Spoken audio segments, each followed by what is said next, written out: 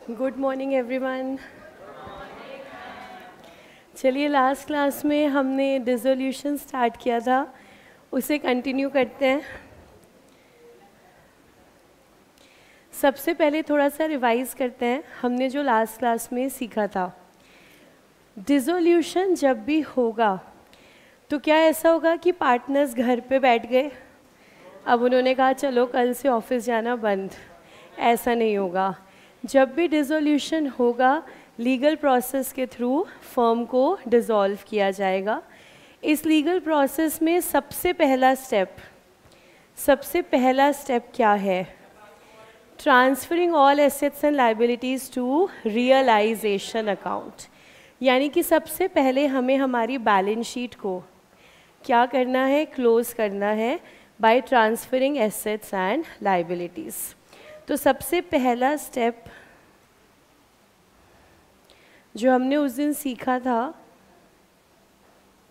Transfer all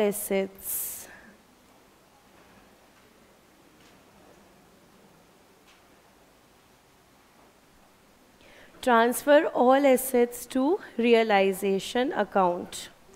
इसमें journal entry क्या बनाएंगे? Realisation debit to assets. तो जब हम एसेट्स क्रिएट करते हैं वो डेबिट होते हैं। अब हमने सबको ख़त्म कर दिया, एंट्री डाल दी रियलाइजेशन टू एसेट। जब हम सारे एसेट ट्रांसफ़र करेंगे तो क्या हम कैश भी ट्रांसफ़र करेंगे? क्या ये रियलाइजेशन में जाएगा? नहीं, ये सीधा सीधा कहाँ जाएगा? कैश अकाउंट में। क्या हम कोई ऐसा एसेट भी ट्रांसफ़र करेंगे जो पार्टनर लेकर जा रहा है? जो एसेट पार्टनर लेकर के जा रहा है, क्या हम रियलाइजेशन अकाउंट में ट्रांसफ़र करेंगे? यस। तो asset taken over bye partner, क्या ये रियलाइजेशन अकाउंट में जाएगा? हाँ, बिल्कुल जाएगा। और उसके बाद अगली एंट्री क्या बनेगी? Partners capital account debit to realisation. तो अगर कोई एसेट पार्टनर लेकर के जा रहा है तो भी क्या हम उसे रियलाइजेशन में डालेंगे? यस। और उसके बाद जब वो लेकर जाएगा तो रियलाइजेशन की ऑपोजिट साइड, बाय साइड पर बाय पार्टनर। तो हमने रियलाइजेशन में लिखा बाय पार्टनर, तो जर्नल एंट्री क्या बन गई? Partner debit to realisation. अब सोचो अगर ऐसा लिखा हो, अगर ऐसा लिखा हो asset taken over by another partnership firm. अभी तक तो हमने क्या पढ़ा? Asset taken over bye partner. Partner तो मतलब अपना ही बंदा है घर का। लेकिन अभी क्या है? Asset taken over by some another partnership firm. किसी और फर्म ने हमसे ले लिया एसेट। तो पहले तो ये बताओ, रियलाइजेशन में ट्रांसफ़र करेंगे कि नहीं? Yes yes yes yes, realisation में तो ट्रांसफ़र होगा। अब अगली एंट्री कैश डेबिट। यस, अपने पार्टनर को बिना कैश के देंगे, किसी और फर्म को बिना कैश के थोड़ी देंगे। तो चाहे क्वेश्चन नहीं कह रहा साफ साफ कि कैश आ रहा है, लेकिन asset taken over bye another firm, इसका मतलब क्या है? कैश हमारे पास आ रहा है। यानी कि यहाँ अगली एंट्री क्या बनने वाली है? बैंक या कैश टू रियलाइजेशन। ठीक है, यहाँ तक कुछ लिखना हो नोट डाउन कर सकते हैं। लास्ट क्लास में नोट डाउन किया था, उसके बीच में घुसाना हो asset taken over bye another firm, तो वहीं पर एंट्री लिख लो। समझ में आ गई, माइंड में रह गई तो सबसे बढ़िया।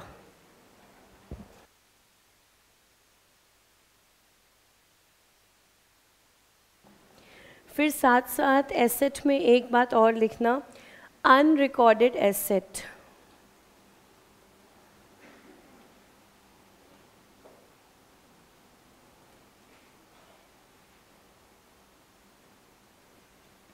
Unrecorded asset sold.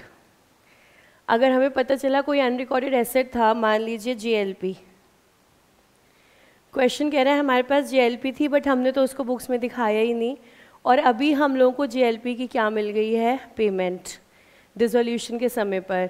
तो इसको रिकॉर्ड कैसे करें? क्या सबसे पहले इसको रियलाइजेशन की डेबिट साइड पे लेके जाएंगे जब हमने वो सारे एसेट ट्रांसफ़र करे? नहीं नहीं नहीं, क्योंकि ये एसेट बैलेंस शीट में था ही नहीं। हम क्या क्लोज कर रहे हैं, बैलेंस शीट। तो जब ये एसेट बैलेंस शीट में था ही नहीं तो रियलाइजेशन में जाएगा ही नहीं। लेकिन पैसा आ गया है, पैसा आ गया है, पैसा है, मनी, मेजरमेंट, तो अकाउंटिंग तो होगी। अब इस पैसे आने की एंट्री क्या बनाएं, बैंक टू रियलाइजेशन। एक्सीलेंट।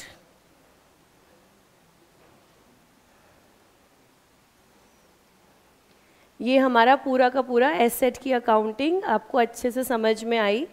सबसे पहले सारे एसेट ट्रांसफ़र होंगे लेकिन कैश ट्रांसफ़र नहीं होगा। जो एसेट कोई पार्टनर ले जाएगा वो भी ट्रांसफ़र होगा, जो एसेट कोई फर्म ले जाएगी वो भी ट्रांसफ़र होगा, लेकिन कोई एसेट अनरिकॉर्डेड है वो पहले से रिकॉर्ड नहीं होगा।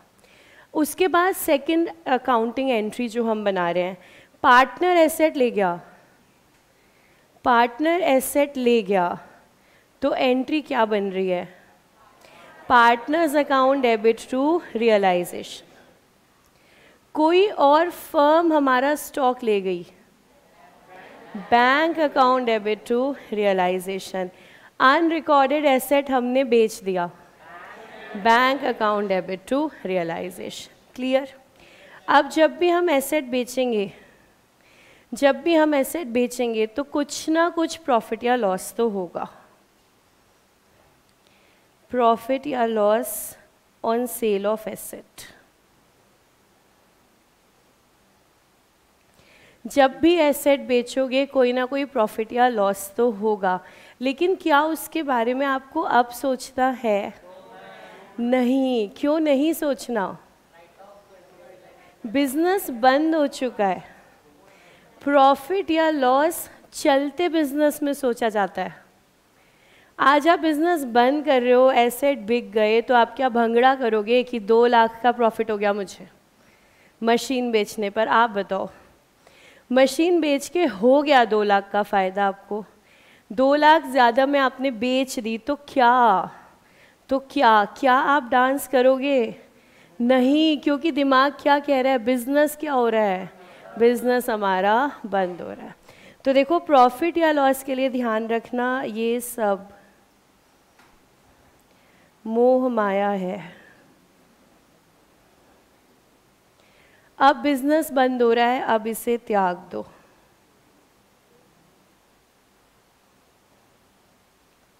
अब जैसे ही तुम्हारा दिल कहे प्रॉफिट लॉस, क्रेडिटर्स ने 5% का डिस्काउंट दिया, फ़ायदा, इसको कहीं नहीं दिखाएंगे हम।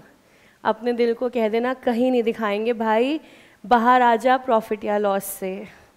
चलते हुए बिजनेस में सोचा जाता है प्रॉफिट या लॉस, अब तो हमारा बिजनेस ही क्या हो रहा है, बंद हो रहा है। इसलिए हमें ये नहीं सोचना प्रॉफिट है या लॉस। जितना पैसा मिल गया वो ले आएंगे, जितना पैसा चला गया कैश से क्रेडिट। ठीक है? उसके बाद ट्रांसफ़र करते हैं सारी की सारी लायबिलिटी।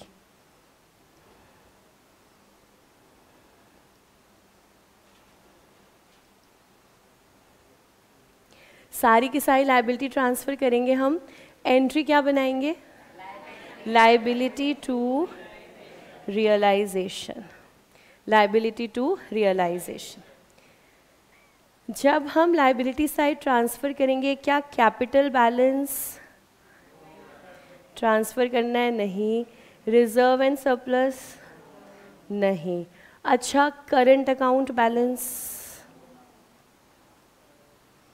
करंट अकाउंट बैलेंस वो भी नहीं करना। जैसे कैपिटल अकाउंट ट्रांसफ़र नहीं करना, वैसे करंट अकाउंट ट्रांसफ़र नहीं करना। लेकिन अगर करंट अकाउंट है, होगा कब? जब कैपिटल्स क्या होंगे, फिक्स्ड। और अगर कैपिटल होंगे फ्लक्चुएटिंग तो फिर सिर्फ कैपिटल अकाउंट। तो अगर सिर्फ कैपिटल अकाउंट है मतलब हमारे कैपिटल्स हैं फ्लक्चुएटिंग, और अगर हमारे पास करंट अकाउंट है मतलब हमारे कैपिटल हैं fixed. In any case balances partner के अकाउंट में जाएंगे, रियलाइजेशन में ट्रांसफ़र नहीं करना। उसके बाद liability taken over bye partner, liability taken over bye partner क्या रियलाइजेशन में पहले जाएगी, क्या रियलाइजेशन में ट्रांसफ़र करेंगे? यस, रियलाइजेशन में तो ट्रांसफ़र करेंगे। फिर अगली एंट्री क्या बनाएंगे, realisation to partners capital account. तो अगर कोई पार्टनर ले गया लाइबिलिटी तो रियलाइजेशन में तो जाएगी, और उसके बाद अगली entry realisation to partners capital. Unrecorded liability paid,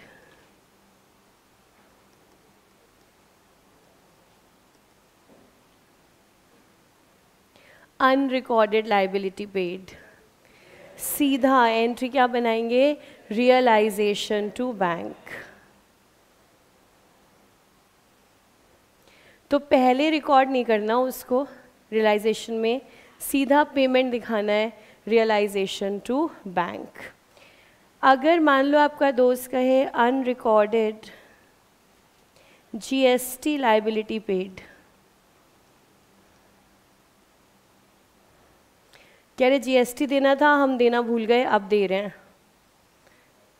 लेकिन हम भूल ही गए, हमने रिकॉर्ड ही नहीं करा था इसे। Unrecorded GST liability paid, realisation to cash, realisation to cash.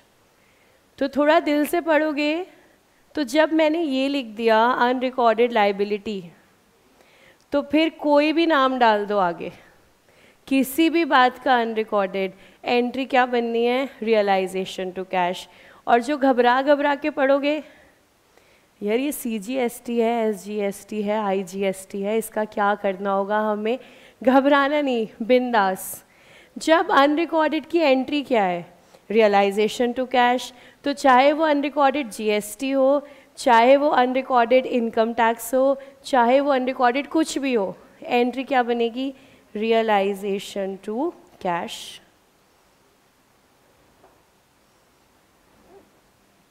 ठीक है, आसान, इजी।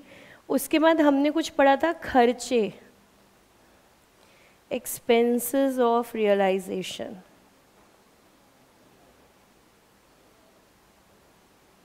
खर्चे हो गए सामान को बेचने में, तो एंट्री क्या डालेंगे, रियलाइजेशन टू कैश।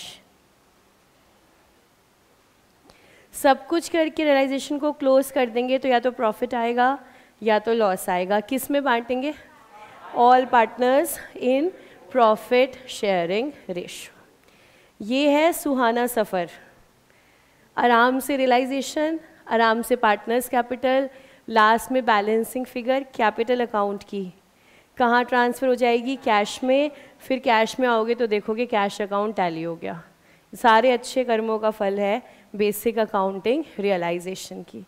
लेकिन अगर बाई चांस पार्टनर के कैपिटल अकाउंट में आया बाय कैश, बाय कैश, ये भाई कैश लेकर के आएगा, इस भाई को फर्म में के अंदर कैश लेकर के आना है, तो हमने कहा ले आओ कैश, उसने कहा सॉरी मैं तो क्या हूँ, इंसॉल्वेंट, मैं तो कैश ला ही नहीं सकता ना, मैं तो इंसॉल्वेंट हूँ, मैं कहाँ से कैश लेकर के आऊँगा। तो हमने कहा फिर तो एक फेमस केस लॉ के पास जाना पड़ेगा, गार्नर वर्सेस मुर्रे। उससे पूछेंगे कि अब इस केस में क्या करें, फिर वो लॉ जैसे कहेगा वैसे ही हम अकाउंटिंग कंप्लीट करेंगे। ठीक है, तो चलो क्वेश्चन करना स्टार्ट करते हैं, देखते हैं कहाँ पर बाय कैश आएगा। जिस क्वेश्चन में बाय कैश आ गया वहीं पे सीखेंगे हम गार्नर वर्सेस मुर्रे रूल। हम कर रहे हैं क्वेश्चन नंबर 9 आपकी बुक से। हाँ जी,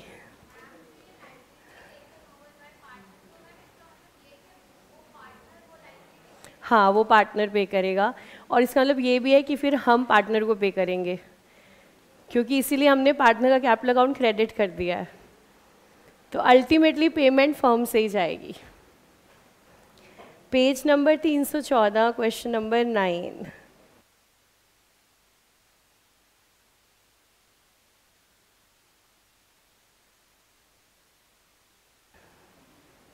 P and Q were partners sharing profits equally in LLP. Their balance sheet was as follows. Equity and liability इस बार heading डाली है, ऑल्दो ये heading तो कौन सी बैलेंस शीट में डलती है, वर्टिकल वाली बैलेंस शीट में, यहाँ पे भी डली हुई है क्योंकि LLP है। Capital creditors, Q's current account, reserves OD, bank debtor, stock, furniture, machinery, P's current account. Firm was dissolved on the above date. P took over 50% of the stock at 10% less on its book value.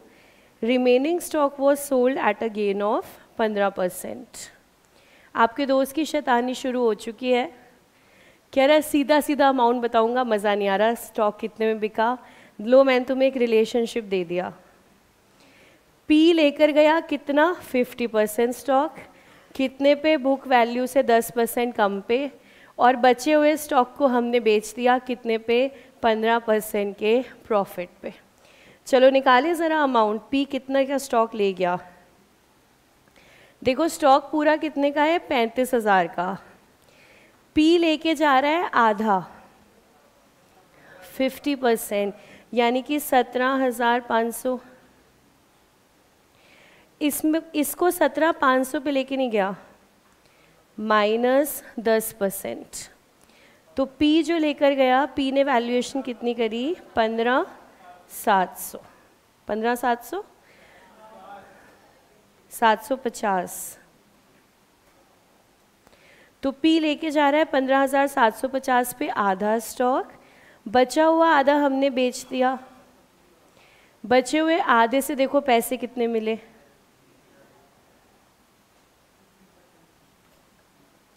बचा हुआ आधा 17,500 का stock कितने पे बेचा, 15% के फ़ायदे पे, 18,112।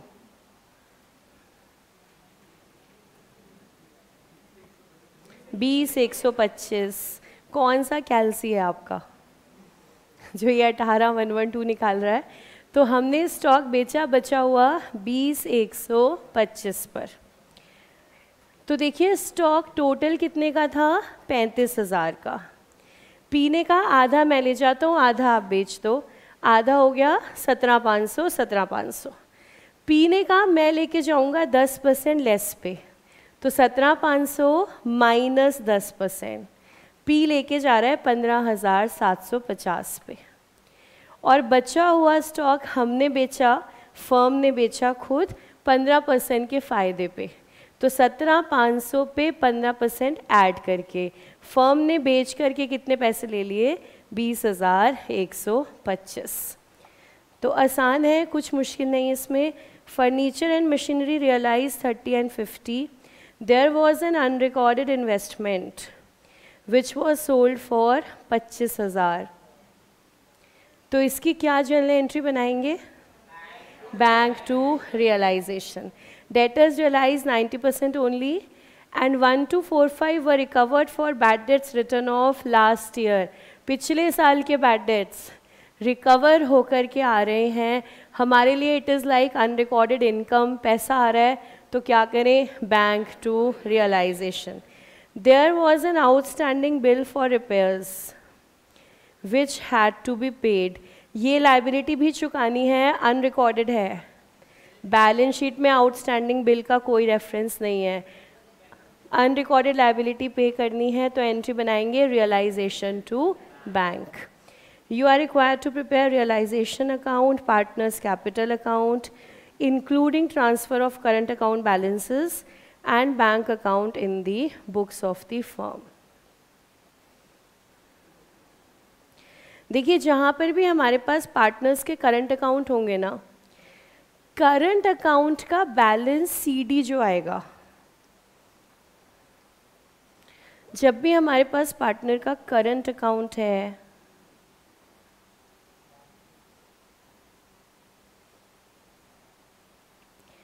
इस करंट अकाउंट में लास्ट में हम लोग निकालते थे टू बैलेंस सीडी। अब की बार डिसोल्यूशन के टाइम पर टू बैलेंस सीडी आ सकता है कि नहीं? सीडी तो नहीं आ सकता ना, क्योंकि बैलेंस शीट तो हमने क्लोज कर दी। तो इस अकाउंट को क्लोज कैसे करें?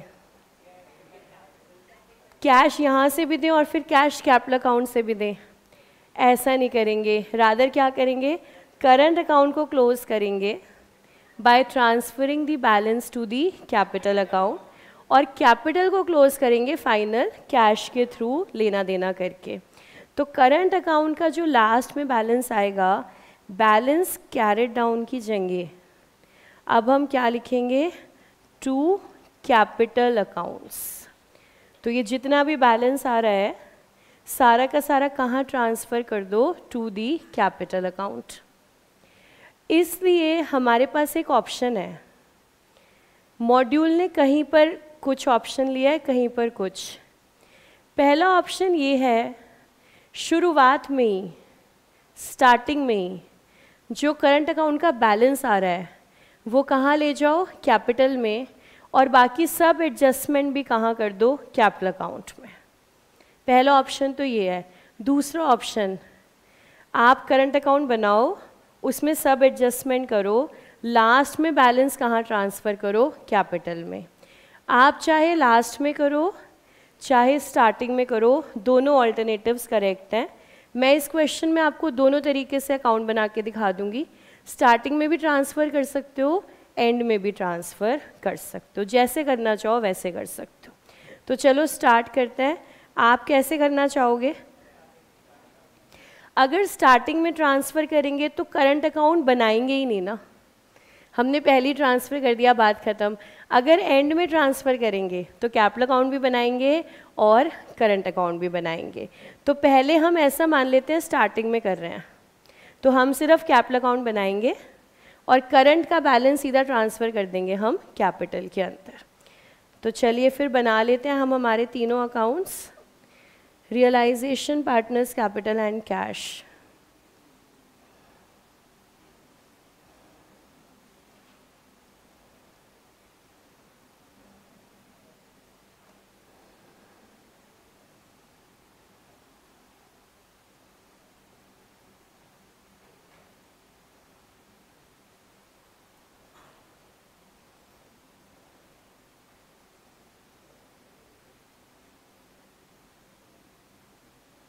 रियलाइजेशन थोड़ा सा लंबा ले लेना, स्पेस ले लेना।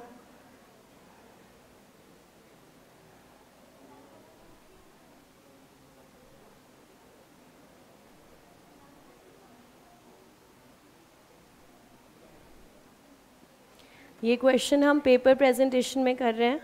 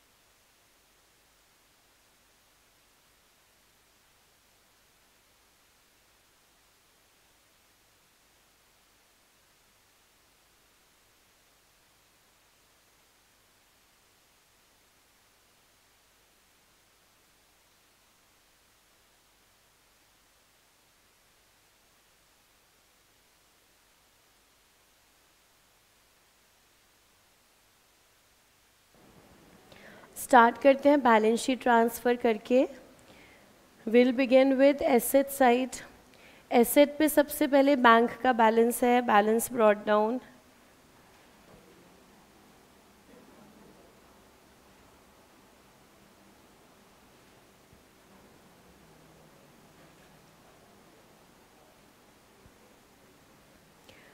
उसके बाद डेटर्स, स्टॉक, फर्नीचर, मशीनरी, सारा का सारा रियलाइजेशन के डेबिट साइड पर।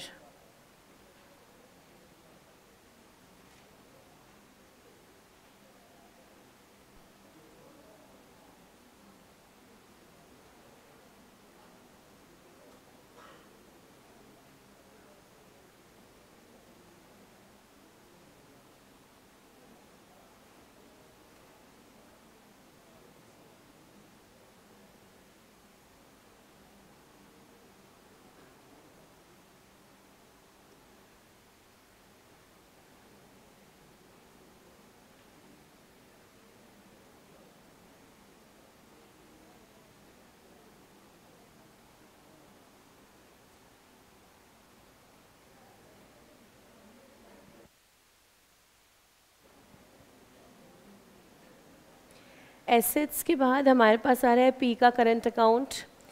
पी का करंट अकाउंट डेबिट बैलेंस है, तो जब ट्रांसफ़र करेंगे तो किस साइड ट्रांसफ़र किया जाएगा ये बैलेंस?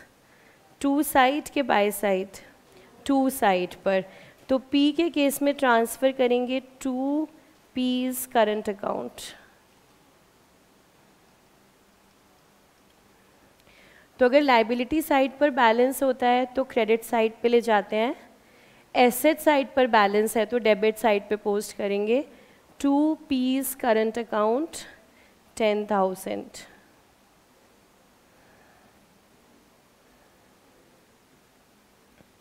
उसके बाद liabilities, capital balance brought down,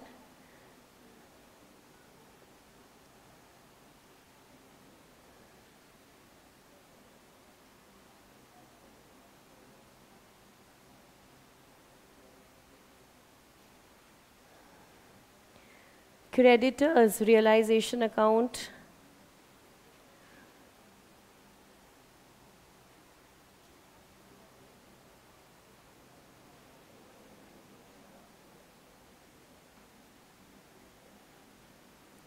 अच्छा ये क्वेश्चन में करेक्शन है। देखो कैपिटल ना 150, ये थोड़ा सा अलाइनमेंट बिगड़ गई है यहाँ पर। क्रेडिटर्स 20, क्यू का करंट अकाउंट 10, रिजर्व 15, ओडी 5, तभी आपका बैलेंस शीट 2 लाख होगा। तो ये एक बार प्लीज़ क्वेश्चन करेक्ट कर लेना।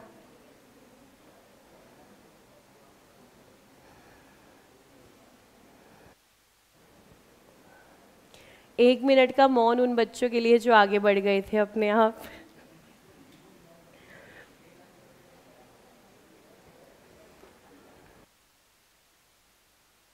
तो क्रेडिटर्स अब हम पोस्ट कर रहे हैं 20,000।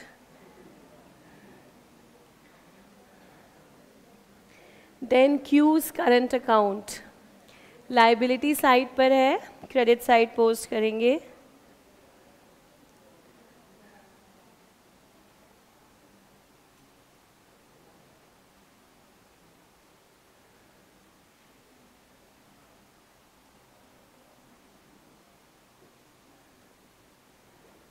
तो देखिए करंट अकाउंट हमने कैपिटल के अंदर ट्रांसफ़र कर दिए हैं, तो अब करंट अकाउंट हमारे क्लोज हो गए हैं और जो भी हमें डेबिट क्रेडिट करना है वो सेम कैपिटल अकाउंट के अंदर ही करेंगे। क्यू के करंट अकाउंट के बाद रिजर्व्स डिस्ट्रीब्यूट करेंगे पी एंड क्यू में। पीएसआर चल रहा है 1:1, तो 75-75।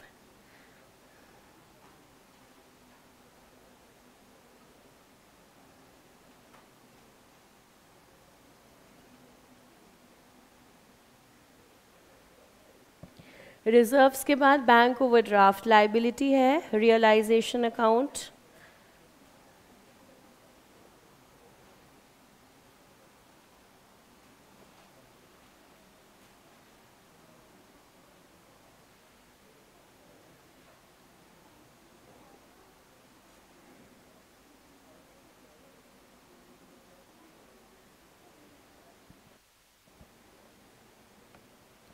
स्टार्ट करते हैं realisations. Firm was dissolved, P took over, हमने अमाउंट ऑलरेडी निकाल लिया था, पी लेकर जा रहा है स्टॉक, तो पी लेके जाएगा, तो रियलाइजेशन की क्रेडिट साइड पर क्या लिखेंगे, बाय पीज कैपिटल अकाउंट।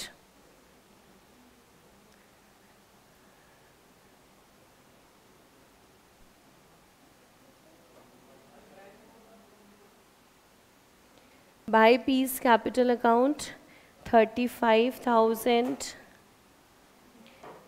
का 50%, पी लेके जा रहा है 10% लेस पर, यानी कि इस अमाउंट का 90%।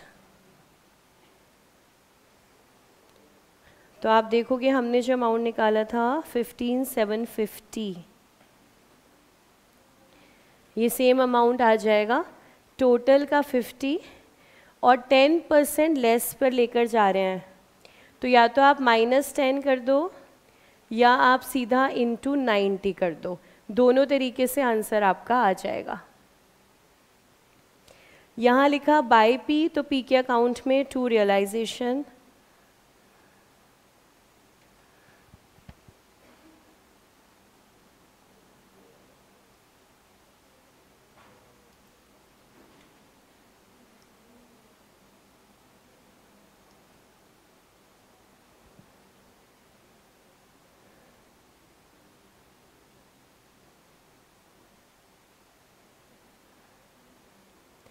उसके बाद बैलेंस स्टॉक हमने सेल कर दिया है, तो बाय कैश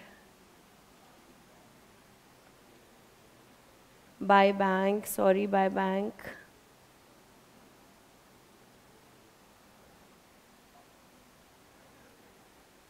अब हम पेपर प्रेजेंटेशन कर रहे हैं, तो बाय बैंक लिखकर अब 1 बाय 1 सारे एसेट्स का नाम आएगा और सामने रियलाइजेशन अमाउंट आएगा। सबसे पहले स्टॉक का अमाउंट है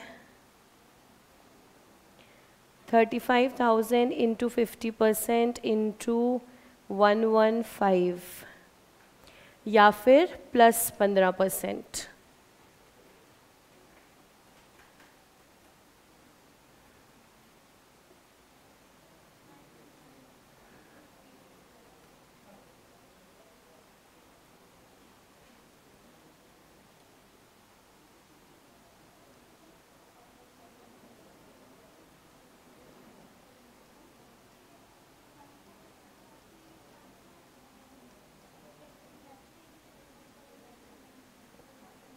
स्टॉक के साथ साथ हमने बेचा है फर्नीचर एंड मशीनरी 30 एंड 50।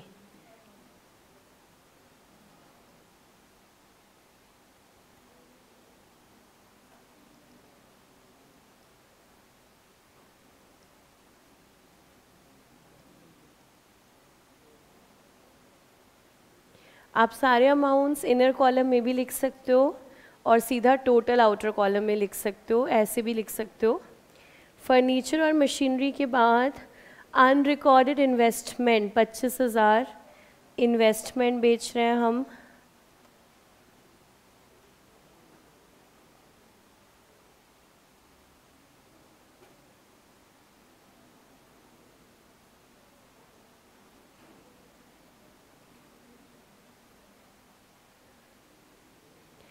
उसके बाद हमारे पास डेटर्स हैं 90% रियलाइजेशन,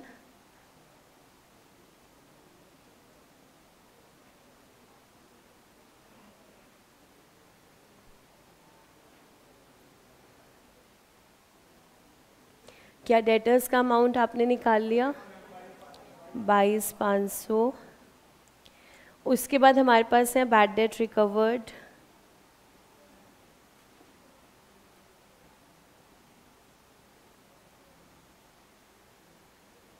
1245।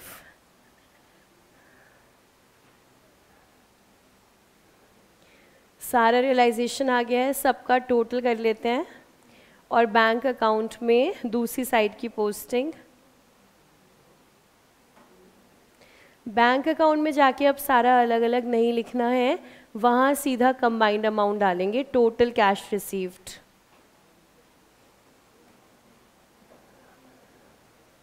बैंक में जाके to realisation,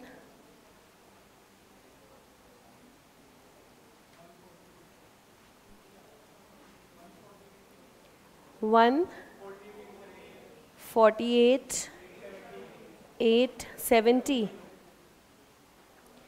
to realisation sale of assets,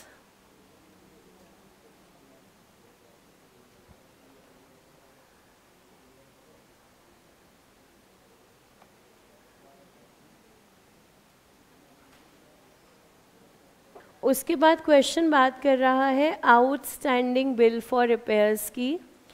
तो अनरिकॉर्डेड लाइबिलिटी है, इससे पहले रिकॉर्डेड लाइबिलिटी पे कर देते हैं।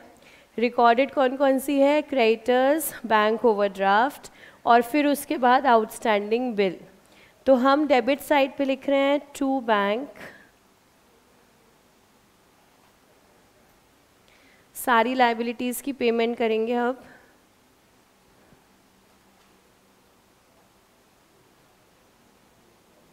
क्रेडिटर्स 20,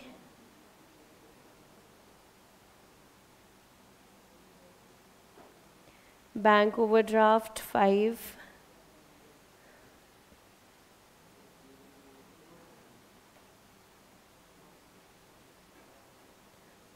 अनरिकॉर्डेड रिपेयर्स बिल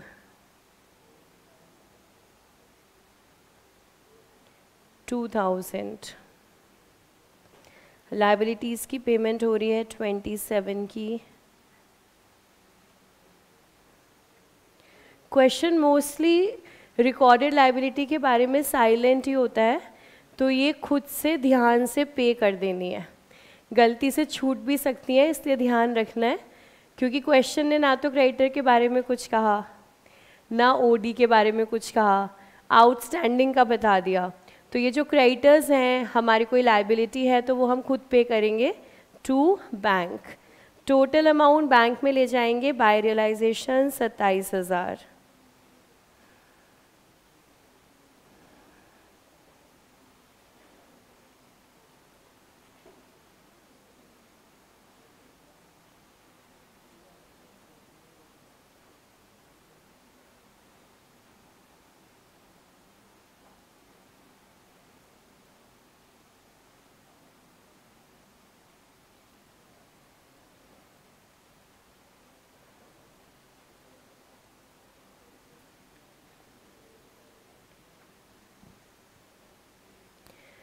बस और कोई इन्फॉर्मेशन क्वेश्चन में नहीं है, रियलाइजेशन क्लोज कर देते हैं। चेक करते हैं प्रॉफिट आ रहा है कि लॉस आ रहा है। प्रॉफिट आ रहा है।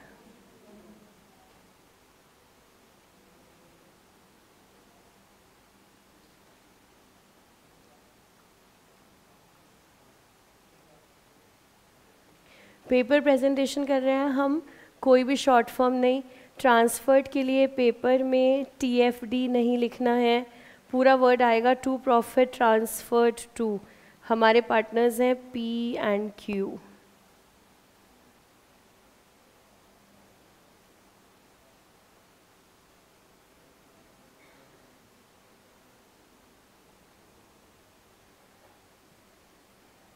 कितना अमाउंट बता रहे थे आप? 2620 टोटल प्रॉफिट। तो 1310।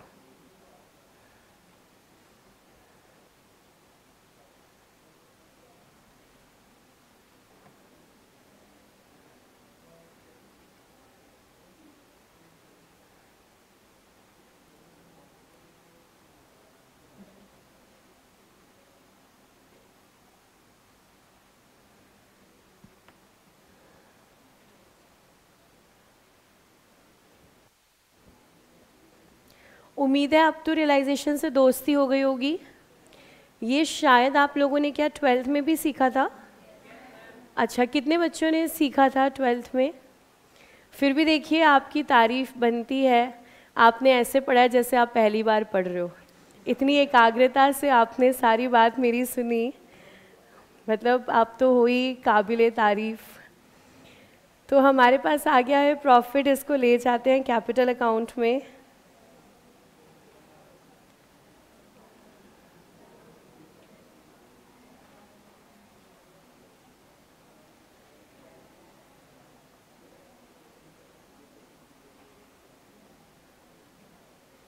अब कैपिटल अकाउंट क्लोज करते हैं, देखते हैं टू कैश आ रहा है कि बाय कैश। टू कैश आ रहा है।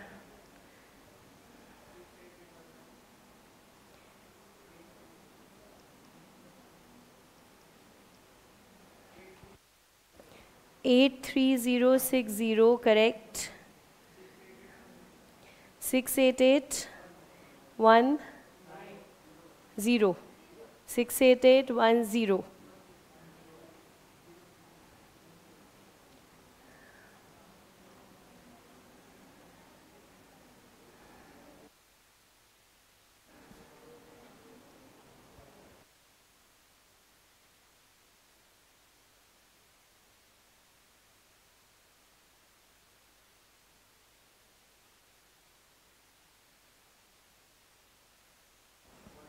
कितना आ रहा है? 1,08,000।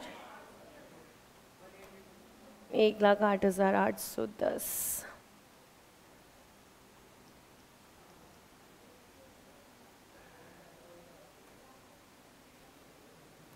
अब देखते हैं बैंक टैली हो रहा है कि नहीं।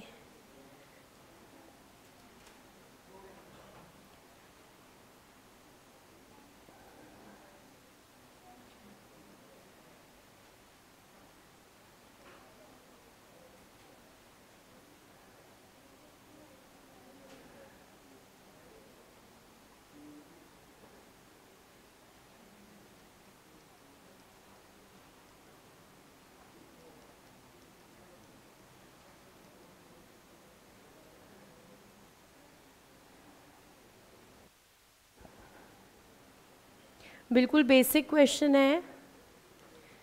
सफिशिएंट कैश है, पार्टनर्स को दे दिया है और कैश अकाउंट हमारा क्लोज हो गया है। आप में से कोई कुछ डाउट पूछ रहा था बैंक ओडी से रिलेटेड। देखो बैंक ओडी, क्योंकि हमारे पास ओडी भी है और बैलेंस भी है, तो बैंक अकाउंट में तो बैलेंस जाएगा और ओडी को ट्रीट करना है कोई भी और लाइबिलिटी की तरह। तो जैसे क्रेडिटर्स ट्रांसफ़र होते हैं वैसे ही पहले ओडी रियलाइजेशन में ट्रांसफ़र होगा और उसके बाद आप उसको पे कर दोगे थ्रू बैंक। तो नॉर्मली क्वेश्चन लिख भी देता है बैंक ओडी इज़ डिस्चार्ज, नहीं लिखा तो अंडरस्टूड है पेमेंट तो हमें करनी ही पड़ेगी ओवरड्राफ्ट की। Apart from this any other doubt? Question number 9। अच्छा, मान लो इस बैलेंस शीट में, इस बैलेंस शीट की लाइबिलिटी साइड पर मान लो एक लाइबिलिटी होती पीज लोन अकाउंट, एक लाइबिलिटी होती पार्टनर का लोन भी है हमारे पास। अगर हमारे पास पार्टनर का लोन भी है लाइबिलिटी में तो उसे क्या रियलाइजेशन में ट्रांसफ़र करेंगे? नहीं, पार्टनर का लोन सीधा पे करेंगे, डायरेक्ट पेमेंट होगी। तो एंट्री बनेगी partner loan debit to bank, यानी कि ये रियलाइजेशन के थ्रू रूट नहीं करेगा। जैसे हम पार्टनर्स का कैपिटल सीधा ले जाते हैं, हम पार्टनर्स के रिजर्व सीधा ले जाते हैं, ऐसे ही पार्टनर का अगर दिया हुआ लोन है तो वो डायरेक्ट पेमेंट हम उसकी करेंगे। ये तो बात रही पी के लोन की। मान लीजिए बैलेंस शीट में लायबिलिटी है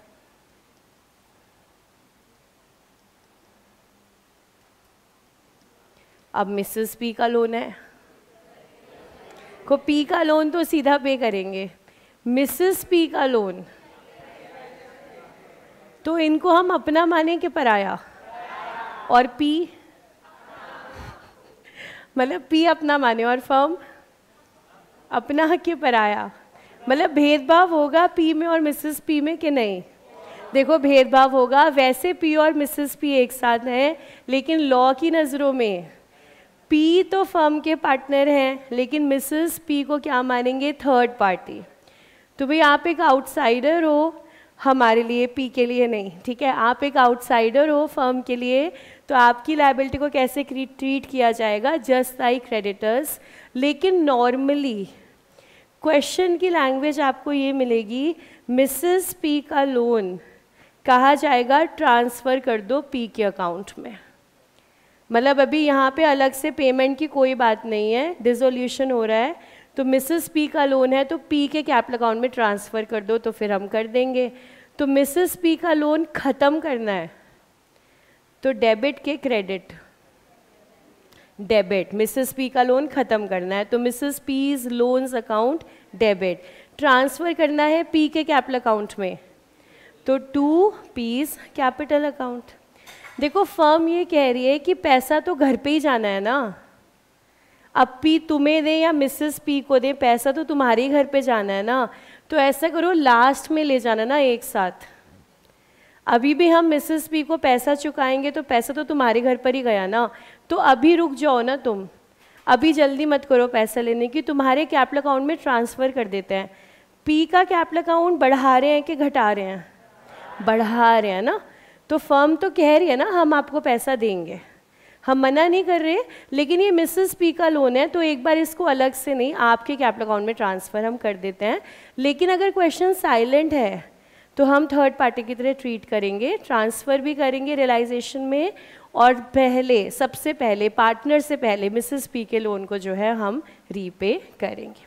ठीक है, इतना क्लियर? तो अगला क्वेश्चन अब आप अपने आप करके देखो, क्वेश्चन नंबर 10। क्वेश्चन नंबर 10 आपके लिए चॉकलेट क्वेश्चन है।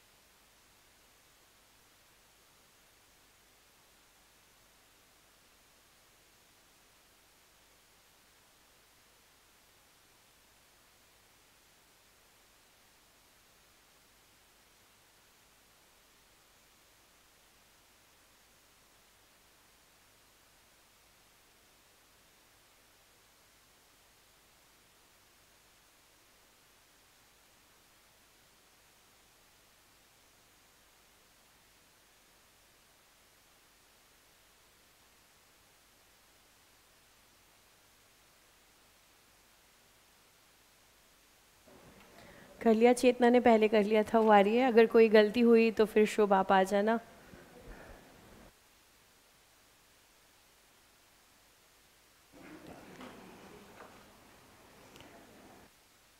तो अगर शुभ से कोई गलती हुई तो क्रिश का number.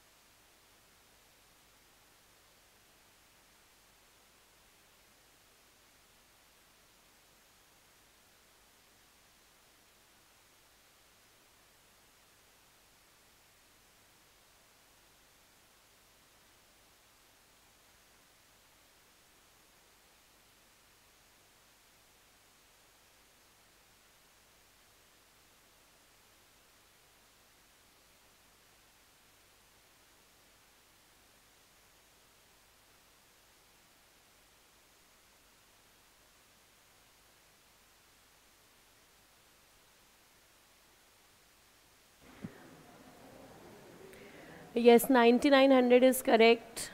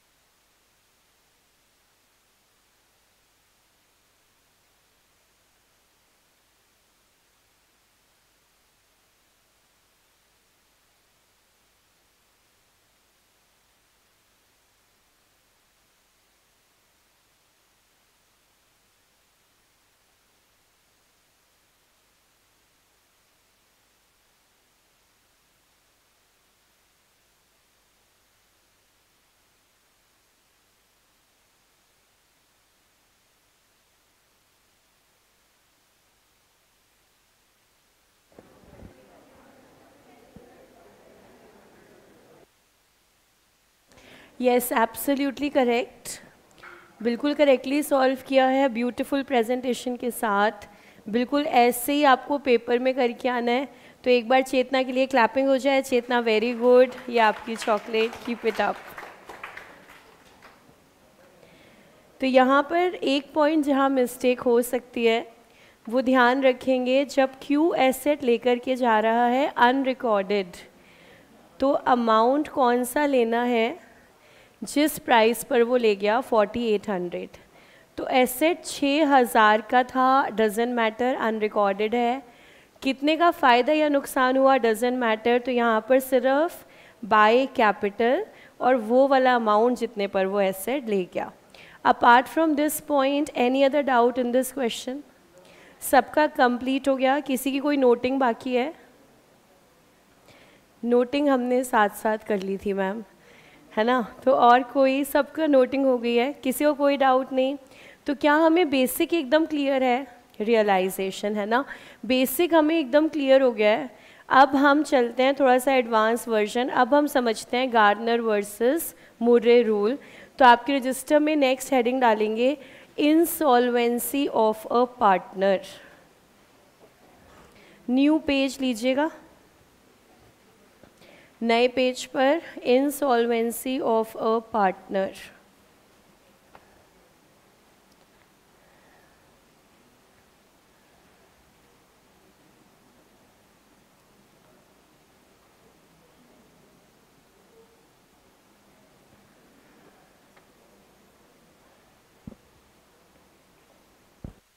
Insolvency of a partner यानी कि ये कैसा पार्टनर है जिसके लाइबिलिटीज़ हैं ज़्यादा और जिसकी एसेट्स हैं कम और जिसकी ज़िंदगी में है कभी खुशी कभी गम। अब हाँ, तारा रम पम, बिल्कुल। अब ऐसे पार्टनर से हमने कहा कि तुम्हें तो कैश लाना पड़ेगा। तो उसने कहा मैं कैश कहाँ से लाऊं, मेरे पास तो कैश है ही नहीं। तो अगर पार्टनर कैश नहीं ला पा रहा क्योंकि वो इंसॉल्वेंट है, तो इस केस में क्या करेंगे, कैसे अकाउंटिंग करेंगे? तो एक फेमस केस लॉ हुआ। केस लॉ का मतलब कोर्ट में गए, वहाँ पर दलीलें दी गई, वहाँ पर जज साहब ने जो डिसीजन दिया उसको हम कह रहे हैं केस लॉ। तो केस लॉ हुआ गार्डनर वर्सेस मुर्रे का। उसमें जज साहब ने, जस्टिस जोए उनका नाम था, जस्टिस जोए। अब देखते हैं ये डिसीजन देखकर हमें जॉय मिलती है या नहीं, लेकिन इन्होंने ये डिसीजन दिया है गार्डनर वर्सेस मुर्रे रूल में। पहले हम सारा डिसीजन लिखेंगे, उसके बाद हम समझेंगे, पहले हम सिर्फ नोटिंग करेंगे। तो आपने हेडिंग डाली है इंसॉल्वेंसी ऑफ अ पार्टनर। अब आपके पेज के सेंटर से थोड़ा सा ऊपर, मतलब 40% पेज छोड़ दो, उसके बाद सेंटर में लिखेंगे गार्डनर वर्सेस मुर्रे। सेंटर में ना ऐसे एक बादल बनाएंगे,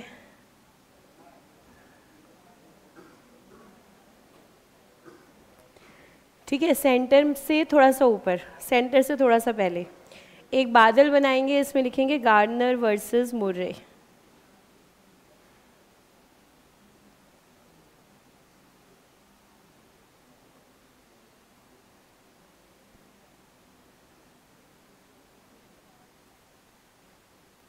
अब इस बादल से थोड़ी बारिश करेंगे।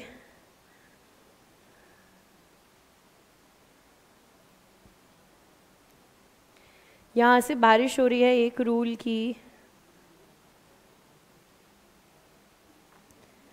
अब वो रूल लिखेंगे, बारिश को लास्ट तक मत ले जाना पेज के, थोड़ा ही, ठीक है, 2-3 लाइनों में बारिश हो रही है। बारिश एक रूल की हो रही है, पहले वो रूल लिखते हैं। Solvent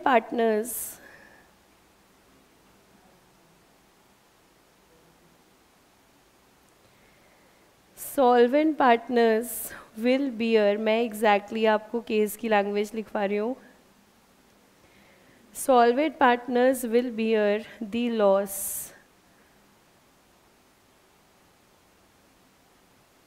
arising due to insolvency of a partner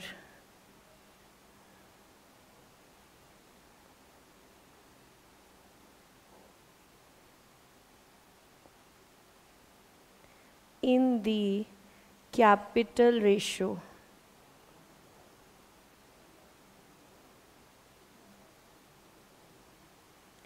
In the capital ratio.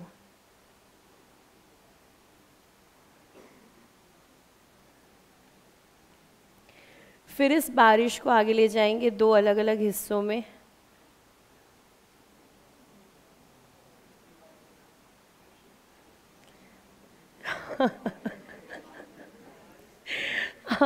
दो हिस्सों में इसको लेके जाएंगे.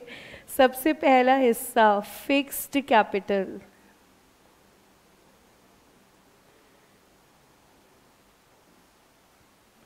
दूसरा हिस्सा फ्लक्चुएटिंग कैपिटल.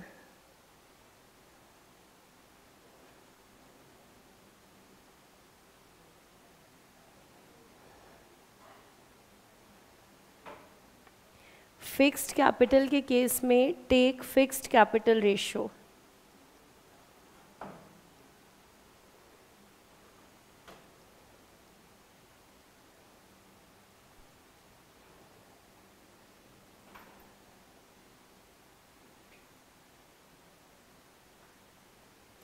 फ्लक्चुएटिंग कैपिटल के केस में take ratios of capital.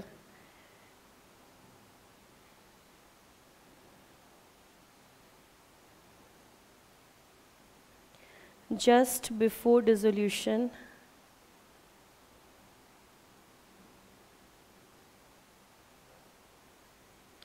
Just before dissolution, but after rectification of any previous error.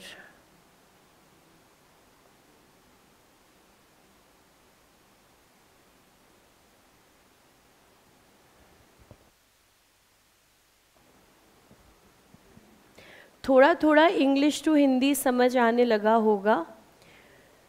थोड़ी थोड़ी बात ये है, ऊपर ऊपर से बात ये है कि जो पार्टनर इंसॉल्वेंट है वो तो कैश ला नहीं सकता, लेकिन फर्म को तो कैश चाहिए. तो क्या करें? तो केस लॉ में ये डिसाइड हुआ कि जो बाकी पार्टनर्स हैं ना, फिर जो सॉल्वेंट हैं वो फिर कैश लेकर के आएंगे. जितना इस पार्टनर को लाना था ये तो ला नहीं पा रहा, तो बाकी जो हैं वो लेकर के आएंगे. अब बाकी लेकर के आएंगे तो किस रेशो में लेकर के आएंगे? तो क्या PSR? तो जस्टिस जो ने कहा कि नहीं, यहाँ PSR की रेलेवेंस नहीं है. यहाँ पर ये हम लॉजिक लगाएंगे कि जिसका कैपिटल ज़्यादा है वो ज़्यादा लॉस बियर करे, जिसका कैपिटल कम है वो कम लॉस बियर करे.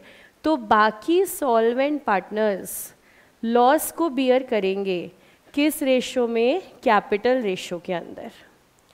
अब कैपिटल तो हमारे पास दो टाइप के होते हैं, फिक्स्ड और फ्लक्चुएटिंग. फिक्स्ड है तो कोई प्रॉब्लम है ही नहीं, फिर तो रेशो क्या है? फिक्स्ड वाला रेशो है. लेकिन अगर फ्लक्चुएटिंग है तो कैपिटल अकाउंट के अंदर ही ड्राइंग्स भी जा रहा है, इंटरेस्ट भी जा रहा है, प्रॉफिट्स भी जा रहे हैं. तो कौन से वाला कैपिटल समझना है? डिसोल्यूशन से जस्ट पहले. डिसोल्यूशन का कोई भी काम उस कैपिटल अकाउंट में नहीं हो, बाकी उसके अलावा आप सब कुछ एडजस्ट कर लो. जो बैलेंस आ रहा होगा उस रेशो में सॉल्वेंट पार्टनर्स नुकसान को जो है बियर करेंगे. अब इस केस लॉ में दो और डिसीजन आए बहुत ही अलग प्रकार के. वो डिसीजन हम सबसे ऊपर लिखेंगे. तो ये बादल के ऊपर ना बिजली कड़क रही है, ठीक है? आपको ऐसे बिजली कड़क रही है. दो भयंकर बिजलियां यहाँ कड़क रही हैं. आपने तो सुना ही होगा, चंदी कुड़ी बदला दी बहन, है ना? बस वही बात है. देखिए बादल भी हैं यहाँ पर और उनकी बहन भी है बिजली. पहली बिजली के अंदर लिखेंगे realisation loss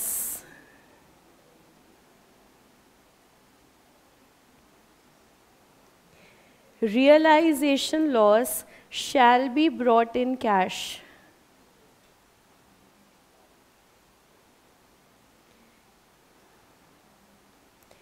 Realization loss shall be brought in cash by solvent partner.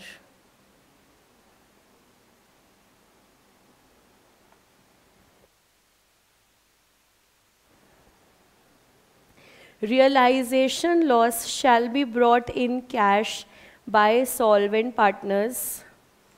ये पहली बिजली गिरी थी इसके इस लॉ में। दूसरी बिजली, any partner who has debit balance in capital account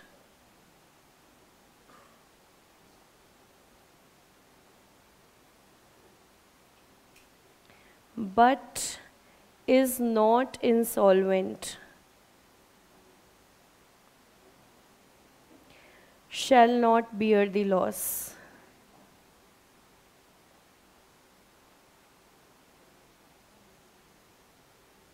Any partner who has debit balance in the capital account but is not insolvent shall also not bear the loss।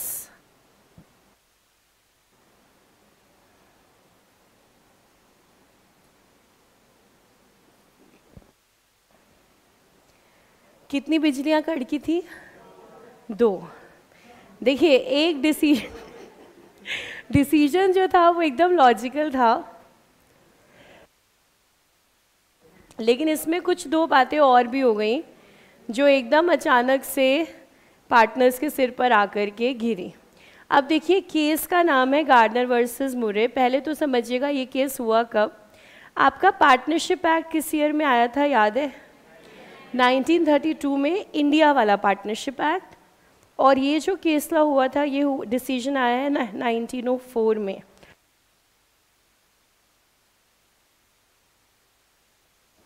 आपको याद होगा मैंने आपको बताया था हमारा जो पार्टनरशिप एक्ट है वो हमने कहीं से लिया हुआ है, इंडियन कॉन्ट्रैक्ट एक्ट से नहीं।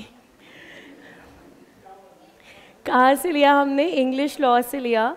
जब हमने 2 शब्द समझे थे, अडॉप्शन और कन्वर्जेंस, कि हमने उसको अडॉप्ट नहीं करा है, हमने उसको कन्वर्ज किया। हाँ जी, तो ये हमने इंग्लिश लॉ से लिया था और उसी के बेसिस पर ये डिसीजन आया था 1904 में। अब हमारे पार्टनरशिप एक्ट अप्लाई होने के बाद जब भी ये प्रॉब्लम आती है तो यहाँ पर कोई नया केस लॉ नहीं हुआ, यही डिसाइड किया गया है कि जो गार्डनर वर्सेस मुरे का डिसीजन था वो एज इट इज़ हम भी अप्लाई करेंगे। अब इस केस में हुआ क्या था, ये 3 पार्टनर्स थे, गार्डनर, मुरे और विल्किंस। ये 3 पार्टनर थे और इनकी पार्टनरशिप फर्म चल रही थी। अब ड्यूरिंग द जर्नी ऐसा हुआ कि जो विल्किन था ये इंसॉल्वेंट हो गया। अब जब भी आपकी पार्टनरशिप फर्म में एक पार्टनर इंसॉल्वेंट हो जाता है, लॉ कंपल्शन नहीं डाल रहा, बाकी पार्टनर्स की मर्जी है, वो कंटिन्यू कर भी सकते हैं फर्म और वो फर्म को डिसॉल्व भी कर सकते हैं। तो यहाँ पर गार्डनर और मुरे ने डिसाइड करा कि अब हम ये फर्म नहीं चलाएंगे क्योंकि एक पार्टनर क्या हो गया, इंसॉल्वेंट। तो उन्होंने डिसाइड किया कि फ़र्म को डिज़ोल्व कर देते हैं। जब फर्म को डिज़ोल्व करने लगे वही प्रॉपर प्रोसीजर से, तो कैश तो चाहिए, तो विल्किन के हिस्से भी कुछ कैश आया जो उसको लाना था। तो विल्किंस ने मना कर दिया कि मैं तो कैश दे नहीं सकता। अब यहाँ गार्डनर और मुर्रे में जो है लड़ाई हो गई। लड़ाई होना स्वाभाविक है कि भाई अब कैश कौन लेकर आएगा और फिर किस रेशो में जो है कैश लाया जाएगा। इस झगड़े को सुलझाने के लिए ये कोर्ट पहुँचे कि जज साहब दुहाई हो, भाई विल्किन कह रहा है वो पैसे नहीं देगा, तो आप ये बताओ हमारी फर्म में पैसा आएगा कैसे। तो जस्टिस जोई ने कहा कि देखिए आप लोग एक पार्टनरशिप के अंदर हैं और पार्टनरशिप का एक बेस होता है सब पार्टनर्स की लाइबिलिटी कैसी मानी जाती है, जॉइंट एंड सेवरल। तो जज साहब ने कहा कि देखिए ये तो जॉइंट एंड सेवरल लाइबिलिटी के बेसिस पर ये तो बहुत ही लॉजिकल बात है कि अगर एक पार्टनर कैश नहीं ला पा रहा है तो सीधी सी बात है बाकी सॉल्वेंट पार्टनर्स कैश को जो है लेकर के आएंगे। तो सबसे पहली बात तो ये, क्योंकि आप सबकी लाइबिलिटी जॉइंट और सेवरल है, तो अगर एक पार्टनर सक्षम नहीं है तो बाकी सॉल्वेंट पार्टनर कैश को लेकर के आएंगे। दूसरी बात ये है कि किस रेशो में लेकर के आएंगे। तो क्या यहाँ पर PSR होना चाहिए? तो जज साहब ने कहा नहीं। जज साहब ने कहा देखिए लॉस को बियर करने की बात है, क्योंकि गार्डनर और मुर्रे को अपना भी कैश लाना है, वो तो लाना ही है, साथ में अब विल्किंस वाला भी लाना पड़ेगा। तो लॉस को बियर करना है तो ज़्यादा लॉजिकल रेशो वो कौन सी रहेगी? Capital ratio. भाई जिसका ज़्यादा कैपिटल है वो ज़्यादा लॉस बियर करे, जिसका कम कैपिटल है वो कम लॉस बियर करे। तो एक बेसिक डिसीजन सबसे पहले आया जो बिल्कुल लॉजिकल बात है, इंसॉल्वेंसी के केस में सॉल्वेंट पार्टनर्स इंसॉल्वेंट वाले के लॉस को बियर करेंगे। किस रेशो में करेंगे? कैपिटल रेशो में। वो फिर फिक्स्ड हो या आपकी फ्लक्चुएटिंग हो। अब कहते कहते जज साहब और भी दो बातें कह गए। पहली बात क्या बोली इन्होंने? कह रहे हैं देखो रियलाइजेशन पे लॉस हुआ, रियलाइजेशन पे लॉस हुआ तो कैश क्रंच है, इसका मतलब आपकी रियलाइज्ड अमाउंट कम है, पेमेंट ज़्यादा है, तो रियलाइजेशन लॉस सबसे पहली बात तो सॉल्वेंट पार्टनर्स कैसे लेकर के आएंगे? कैश में। ये सुनते ही गार्डनर वर्सेस मुर्रे के दिल से क्या निकला होगा? हे भगवान, हे कृष्ण, हे जगन्नाथ, ये क्या हुआ?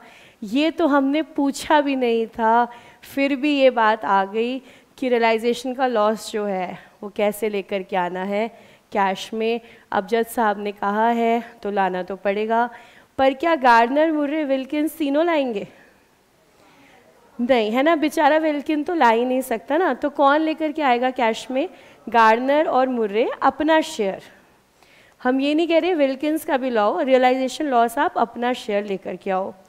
साथ ही साथ जज साहब और एक बात कह गए, कह रहे हैं अगर किसी कैपिटल अकाउंट में डेबिट बैलेंस है लेकिन वो बंदा इंसॉल्वेंट नहीं है तो भी वो ये लॉस बियर नहीं करेगा। करवा देना चाहिए था वैसे उससे, लेकिन ये डिसीजन आ गया कि अगर आपके कैपिटल अकाउंट में डेबिट बैलेंस है, although you are not insolvent, still आपको लॉस बियर करने की ज़रूरत नहीं है। तो जो बाकी पार्टनर्स हैं जो सॉल्वेंट हैं और जिनके अकाउंट में क्रेडिट बैलेंस है वो इस लॉस को जो है बियर करेंगे। तो मान लो हमारी पार्टनरशिप फर्म है ए, बी और सी की,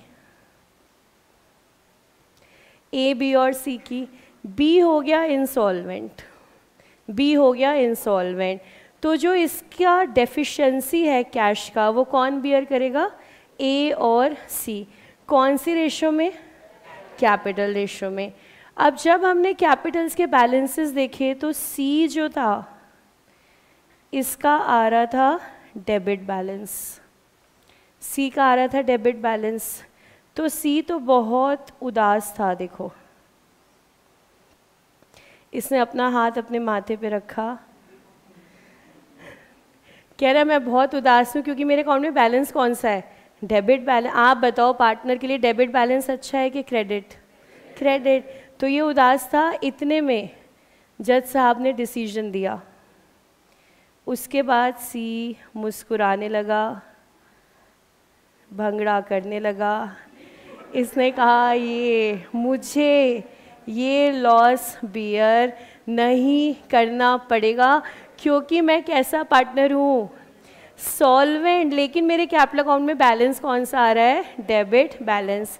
तो फिर ना सी ने एक बात पूछी, सी ने कहा फिर ऐसा करो ना, मैं रियलाइजेशन का लॉस भी नहीं लाता, छोड़ो, क्योंकि मेरे अकाउंट में कैसा है? Debit balance. जज साहब ने कहा ऐसा नहीं कह रहे हम, रियलाइजेशन का लॉस तो लाओगे क्योंकि तुम सॉल्वेंट हो के नहीं, सॉल्वेंट हो ना तुम, तो रियलाइजेशन का लॉस तो लाओगे। तो सी ने कहा अभी आप कह रहे थे कि लॉस बियर नहीं करोगे, तो जज साहब ने कहा ये वो वाला जो इंसॉल्वेंट पार्टनर की वजह से आ रहा है वो बियर मत करना, लेकिन रियलाइजेशन लॉस तो तुम्हारा अपना हिस्सा है ना, उसको तो बियर तुम्हें करना पड़ेगा। अब ये इतना सा हिस्सा है गार्डनर वर्सेस मुर्रे का, समझ में आ जाएगा आराम से, इजी है। बच्चा कहेगा बहुत आसान है, मार्केट कहती है बहुत मुश्किल है, अगर आप इतने पॉइंट्स को याद ना रख सको। तो अब ये आसान है या मुश्किल है, ये आपके ऊपर डिपेंड करेगा। आप ये देखो, लॉ बहुत ही सिंपल बना हुआ है। हाँ, इसमें 2 प्रकार की बिजलियाँ कड़क रही हैं, ठीक है, ठीक है, जो लॉ है वो लॉ है, हमें उसके अकॉर्डिंग ही अकाउंटिंग करनी है। अब ऐसे तो आपको सीए फाउंडेशन में पासिंग परसेंटेज 30 होना चाहिए, 40 क्यों रखा हुआ है? 30 रखो, 30% मार्क्स आ गए, बहुत है। लेकिन अब जो लॉ है वो लॉ है ना। आपको सीए 2 साल में होनी चाहिए, अब ऐसे नहीं होगा ना, आपको 2 नहीं मैम 10 साल में होनी चाहिए जिस हिसाब से सिलेबस है। क्या ऐसा हो सकता है? नहीं, वो जो लॉ है वो लॉ है, तो जैसा है हम वैसा उसको फॉलो करेंगे। तो बताओ, अगर एक पार्टनर इंसॉल्वेंट है तो वो बेचारा कैश ला पाएगा? नहीं, तो उसको जितना कैश हम चाह रहे हैं वो लेकर के आए, उसको छोड़ देंगे और बाकी सॉल्वेंट पार्टनर्स को कहेंगे तुम लोग कैश ले आओ, ठीक है। किस रेशियो में ले आओ? कैपिटल रेशियो में ले आओ। अगर तुम्हारा कैपिटल फिक्स्ड है तो बहुत आसान है, फिक्स्ड कैपिटल रेशियो में ले आओ। लेकिन अगर फ्लक्चुएटिंग है तो डिसोल्यूशन से पहले का सब इफेक्ट दे देंगे, फिर क्लोजिंग बैलेंस निकालेंगे और उस रेशियो में तुम पार्टनर्स जो है कैश लेकर के आ जाना। लेकिन इससे पहले एक बिजली कड़की है, वो फॉलो करना पड़ेगा। अगर रियलाइजेशन के अंदर है लॉस, तो वो लॉस को सॉल्वेंट पार्टनर्स को कैश में लेकर के आना पड़ेगा। इसके अलावा छोटी बात का ध्यान रखना है, अगर किसी सॉल्वेंट पार्टनर के कैपिटल अकाउंट के अंदर डेबिट बैलेंस है तो वो इंसॉल्वेंसी का लॉस बियर नहीं करेगा, लेकिन अपना रियलाइजेशन का लॉस वो तो उसको कैश में लेकर के आना ही है। इतनी बात समझ में आती है? चलो एक क्वेश्चन प्रैक्टिस करके देखते हैं। क्वेश्चन नंबर 11 करेंगे अब।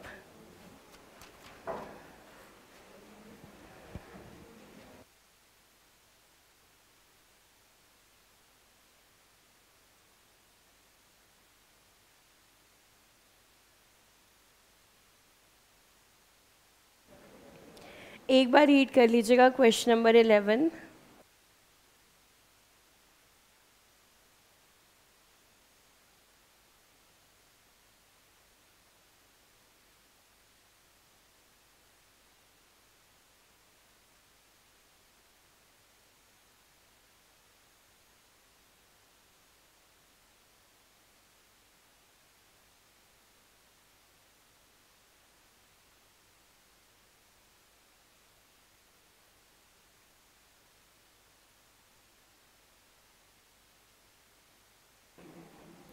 तो क्वेश्चन नंबर 11 में हमारे पास एक बैलेंस शीट है, थिन, शॉर्ट और फैट की 2:2:1।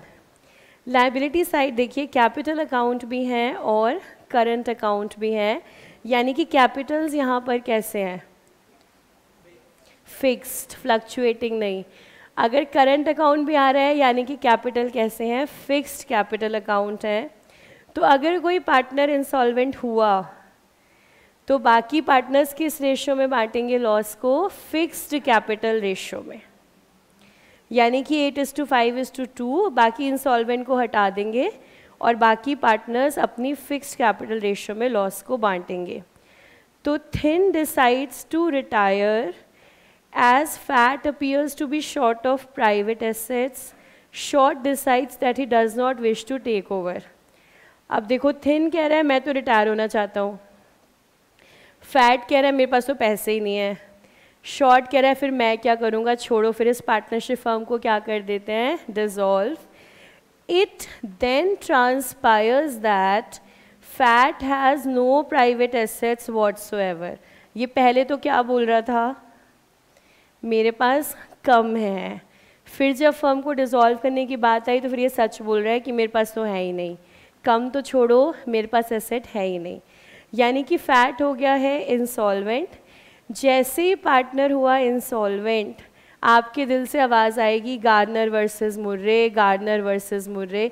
यहाँ तो क्वेश्चन ने लिख दिया, हर क्वेश्चन में नहीं लिखा होता, यहीं पर ख़त्म हो जाती है बात। Right up the following ledger accounts. तो अपने आप जैसे ही देखोगे इंसॉल्वेंसी, वैसे ही क्या आएगा? Gardner versus Murray. लेकिन एक बहुत इम्पॉर्टेंट बात, अगर यहाँ ऐसा लिखा हो थिन और फैट दोनों इंसॉल्वेंट हैं, या ऐसा लिखा हो थिन फैट और शॉर्ट तीनों इंसॉल्वेंट हैं, दो पार्टनर इंसॉल्वेंट या तीन पार्टनर इंसॉल्वेंट पर गार्नर वर्सेस मुर्रे नहीं लगेगा। Garner versus Murray case law क्या है? जब तीन पार्टनर्स में से कितने इंसॉल्वेंट होते हैं? एक। तो गार्नर वर्सेस मुर्रे लगेगा इंसॉल्वेंसी ऑफ सिंगल पार्टनर पे। अगर सारे पार्टनर्स इंसॉल्वेंट हो रहे हैं, रूल अलग है, वो हम नेक्स्ट क्लास में सीखेंगे। अगर ज़्यादा पार्टनर्स इंसॉल्वेंट हो रहे हैं, अगर एक हो रहा है तब कौन सा लगाना है? Garner versus Murray. तो यहाँ पर देखो एक हो रहा है कि एक से ज़्यादा? एक ही हो रहा है, और यहाँ पे लिखा भी हुआ है गार्नर वर्सेस मुर्रे के अकॉर्डिंग आप ट्रीटमेंट यहाँ पर करो।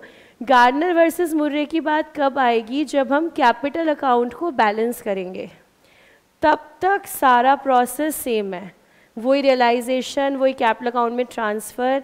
लास्ट में जब कैपिटल अकाउंट को बैलेंस करेंगे वहाँ देखेंगे गार्नर वर्सेस मुर्रे।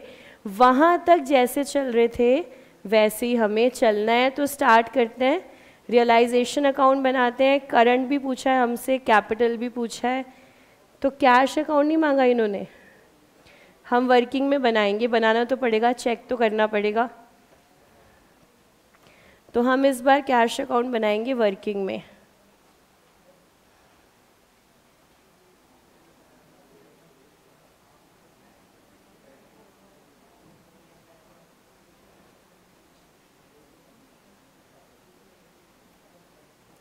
इस क्वेश्चन में करंट अकाउंट हमसे मांगा है, तो इससे हम लोग उसको लास्ट में क्लोज करेंगे, पहले नहीं।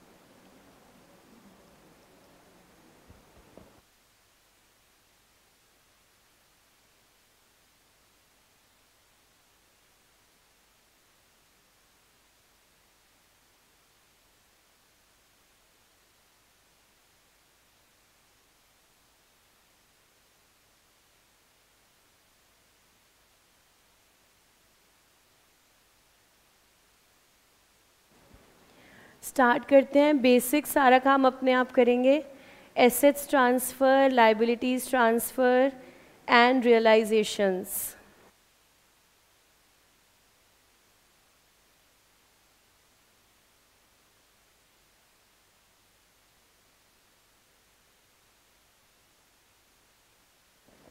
तो सबसे पहले बिल्कुल बेसिक काम कर रहे हैं, सारे एसेट्स ट्रांसफ़र कर रहे हैं।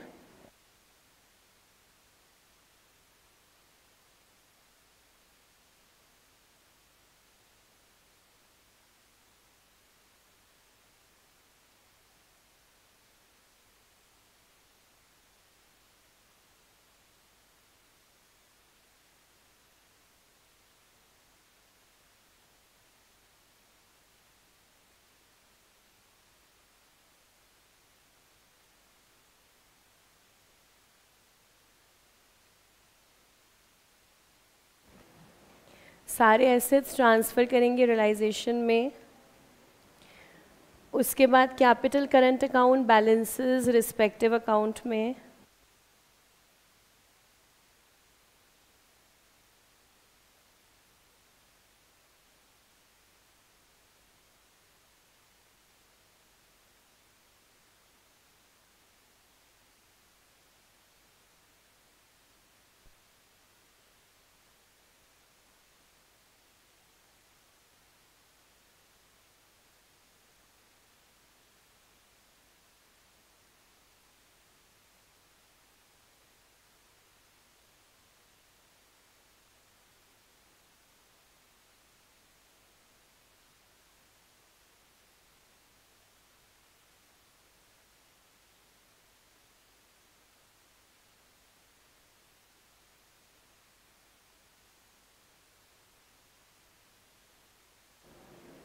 जिस भी पार्टनर का डेबिट बैलेंस होगा डेबिट साइड पे ट्रांसफ़र करेंगे टू बैलेंस ब्रॉट डाउन।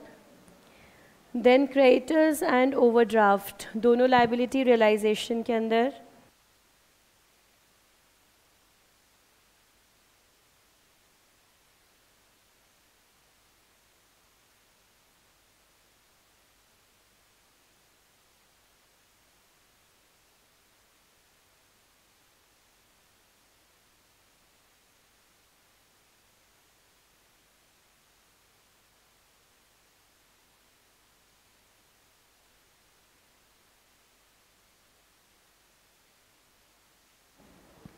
तो इस बार हमारे पास बैंक का कोई बैलेंस नहीं है, इसका मतलब बैंक अकाउंट में बैलेंस ब्रॉट डाउन कुछ नहीं आएगा। अब सीधा पोस्टिंग तभी होगी जब एसेट बेच करके कुछ पैसा हमारे पास आएगा। तो एसेट्स और लाइबिलिटीज़ ट्रांसफ़र करके अब रियलाइजेशन स्टार्ट करते हैं। प्रीमाइसेस, प्लांट, फिक्सचर सबका रियलाइजेशन दिया हुआ है। पोस्ट करते हैं रियलाइजेशन अकाउंट में बाय कैश या by bank.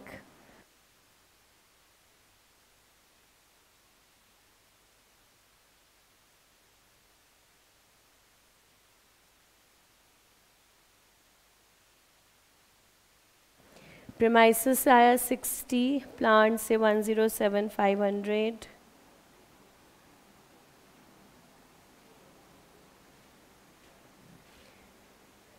Then fixtures,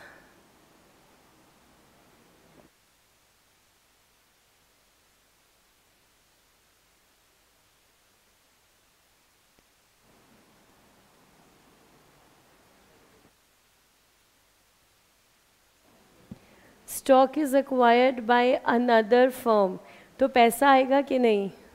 yes, another firm है मतलब पैसा आया है हमारे पास। तो स्टॉक जा रहा है 5% लेस पर। हमारी बुक वैल्यू 43,200, 41040।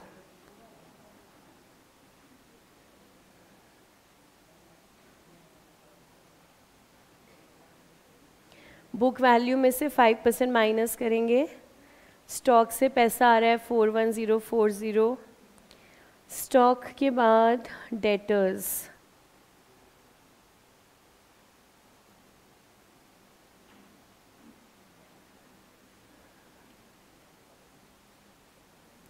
देखिए total collection in bank,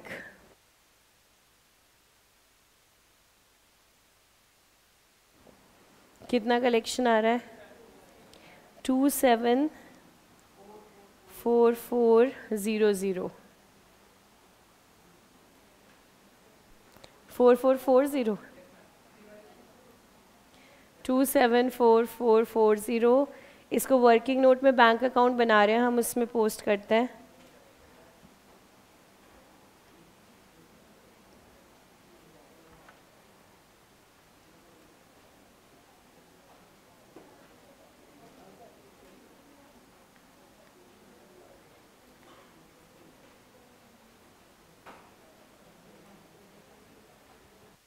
assets realisation के बाद क्वेश्चन कह रहा है ओडी और क्रेडिटर्स पेमेंट कर दो।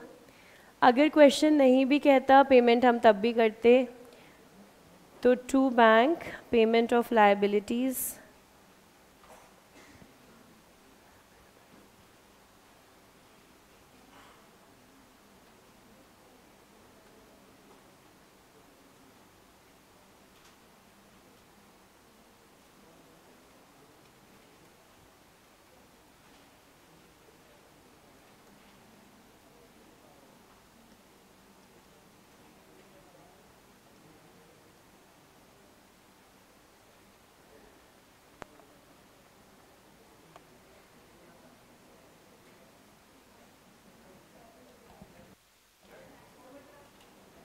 हाँ एक्सपेंसेस भी हैं, साथ में कर देते हैं या अलग से कर देते हैं? हाँ, डिस्चार्ज का मतलब पेमेंट। इसी के साथ रियलाइजेशन एक्सपेंसेस 4500।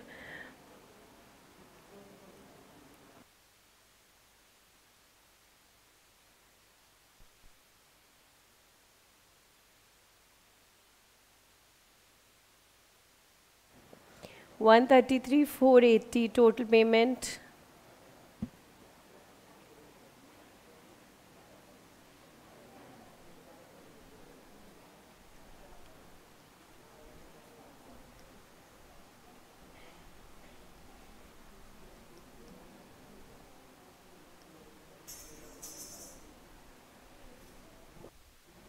तो जब भी आपके सामने स्टेटमेंट ये आएगी बैंक ओडी डिस्चार्ज्ड या क्रेडिटर्स डिस्चार्ज, इसका मतलब पूरी पेमेंट हमने कर दी है लाइबिलिटीज़ की।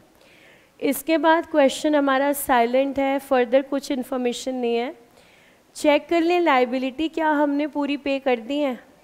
यस, लाइबिलिटी की पेमेंट हो गई है। अब रियलाइजेशन क्लोज करते हैं, देखते हैं प्रॉफिट या लॉस। वैसे मान के चलना जहाँ गार्नर वर्सेस मुरे लग रहा होगा ना 99% क्वेश्चन में लॉस ही आएगा, तो यहाँ पर लॉस आ गया है हमारा टोटल। तो आप बता रहे हो 35,540। थिन, शॉर्ट और फैट 2:2:1।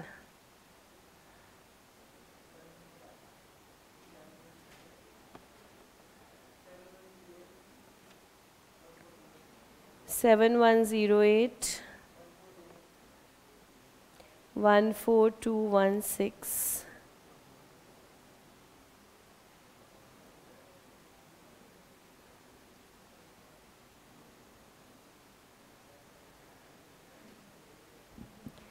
लीजिए, रियलाइजेशन हमारा क्लोज हो गया है। बेसिक स्टेप यही है हमारा, सबसे पहले रियलाइजेशन क्लोज करेंगे और इस लॉस को इस बार कौन से अकाउंट में लेकर के जाओगे, करंट अकाउंट के अंदर, कैपिटल में नहीं।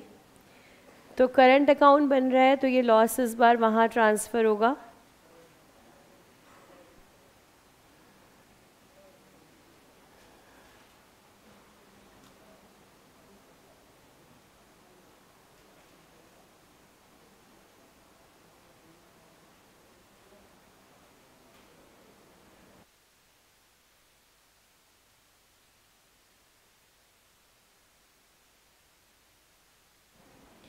अब देखिए, करंट अकाउंट में लॉस ट्रांसफ़र करने के बाद अब कोई ट्रांजैक्शन रिमेनिंग है या अब फाइनल कैश पेमेंट देखना है। अब फाइनल कैश पेमेंट देखना है, ट्रांजैक्शन कोई नहीं है। कैश पेमेंट पे जाने से पहले करंट अकाउंट को क्लोज करना है। करंट अकाउंट के थ्रू यहाँ कुछ भी कैश की ट्रांजैक्शन नहीं होगी, बाकी चीज़ें आप पोस्ट करो, फिर जो कैश का आदान प्रदान है वो सारा का सारा कैपिटल अकाउंट के थ्रू होगा। तो यहाँ पर अब समय आ गया है करंट अकाउंट को क्लोज कर दिया जाए, क्योंकि अब हमारे पास सिर्फ लास्ट ट्रांजैक्शन बची है, आदान प्रदान ऑफ कैश। लास्ट से पहले करंट अकाउंट को क्लोज करना है, याद करके इसको यहाँ आप क्लोज कर देते हैं करंट अकाउंट को।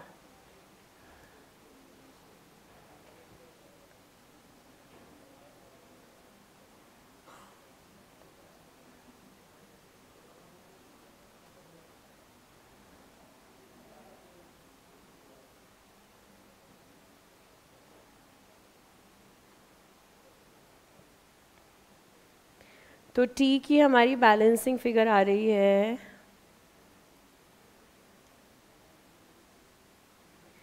15484। यस, 15484।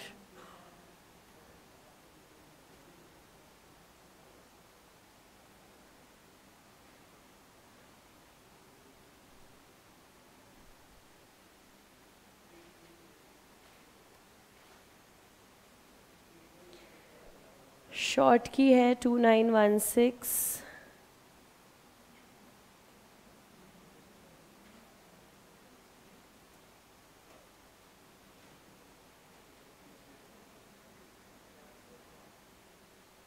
टू 1608।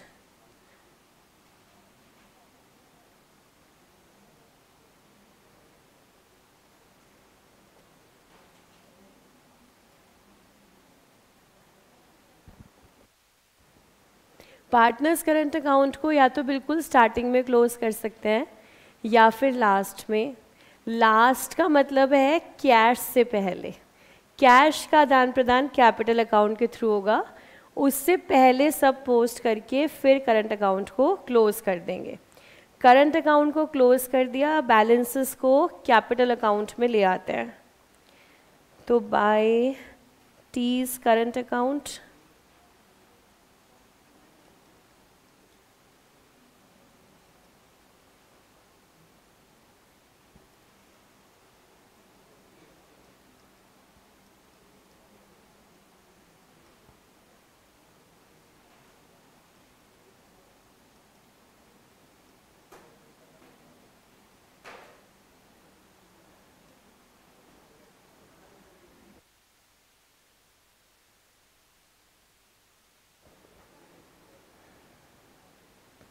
यहाँ तक हमारा रेगुलर क्वेश्चन है। यहाँ से स्टार्ट हो रहा है गार्नर वर्सेस मुर्रे की एप्लीकेशन।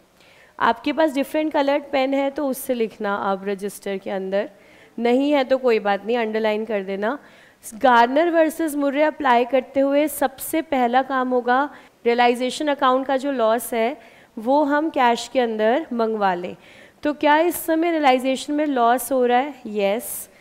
उसे सॉल्वेंट पार्टनर्स इन कैश लेकर के आएंगे, यानी कि थिन और शॉर्ट। थिन और शॉर्ट कैश लेकर के आएंगे अपने रियलाइजेशन के लॉस के लिए। तो जर्नल एंट्री हम क्या बनाएंगे? जब भी कोई पार्टनर कैश लाता है तो बैंक डेबिट टू पार्टनर, तो bank to Thin, bank to Short. तो थिन और शॉर्ट के अकाउंट में हमने लिखा बाय बैंक। सबसे पहला एप्लीकेशन गार्नर वर्सेस मुर्रे का, बाय बैंक सॉल्वेंट पार्टनर से मंगवा लेते हैं कैश।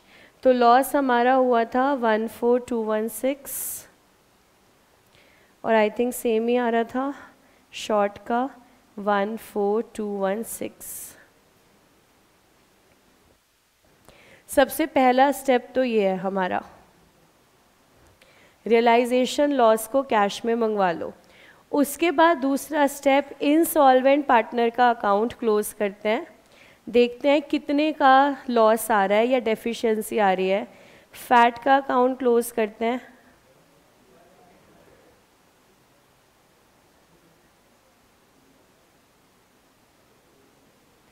$1608।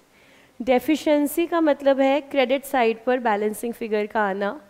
1608। नॉर्मली हम यहाँ पे क्या लिखते? बाय बैंक, कि पैसा ले आओ। फैट ने कहा मैं तो ला नहीं सकता।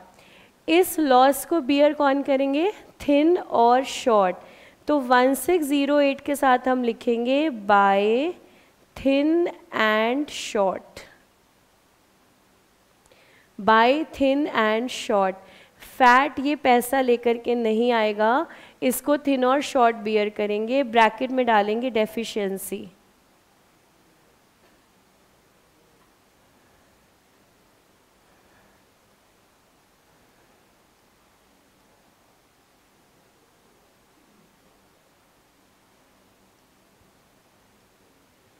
तो Garner versus Murray rule apply करेंगे। सबसे पहले रियलाइजेशन के लॉस को मंगवाएंगे, फिर दूसरा कदम इनसॉल्वेंट वाले का देखेंगे डेफिशिएंसी कितनी है। डेफिशिएंसी आ रही है 1608। तीसरा स्टेप, चेक करेंगे कौन सी कैपिटल रेशो में थिन और शॉर्ट इस डेफिशिएंसी को बियर करेंगे। तो यहाँ पर फिक्स चल रहा है कैपिटल, फिक्स रेशो लेनी है। फिक्स रेशो यानी कि 8:5, 8:5। तो थिन और शॉर्ट के कैपिटल अकाउंट की डेबिट साइड पर आएंगे। अब डेफिशिएंसी क्रेडिट साइड पर है तो कवर कैसे करेंगे? डेबिट साइड पर यहाँ पर लिखेंगे to Fat's capital account. Step number 3, यहाँ पर हमारा नोट रहेगा, वर्किंग नोट लिखें चाहे नोट 1 लिखें, नोट में हमारी रेशो जाएगी किस रेशो में लॉस बियर हुआ। अभी हम लोग अमाउंट निकाल लेते हैं। 1608 को 8:5 में 990 और 618।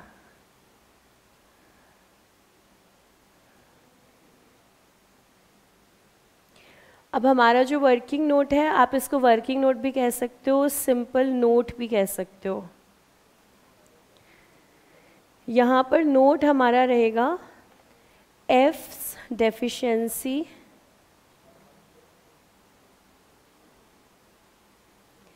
is borne by thin and short in the fixed capital ratio of 8:5.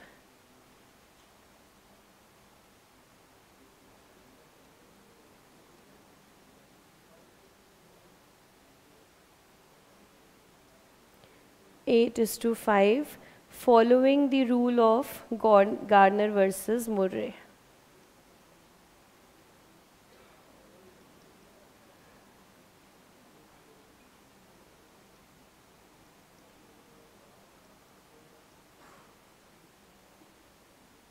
तो इसे अकाउंट के अंदर मैं चेंज कर रही हूँ, वर्किंग नोट की जगह नोट 1।